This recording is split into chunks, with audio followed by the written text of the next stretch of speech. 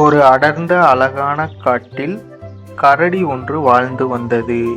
அந்த கரடிக்கு சாப்பாடு என்றால் மிகவும் பிடிக்கும். எங்கு சாப்பாடு இருந்தாலும் அதனை அழகாக எடுத்து சாப்பிடும். அதற்கு பசித்தது.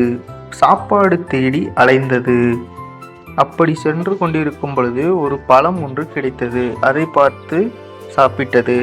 அதன் பின்பு மரத்தில் ஒரு தேன் கூடை பார்த்தது. அதை சாப்பிட முயன்றது.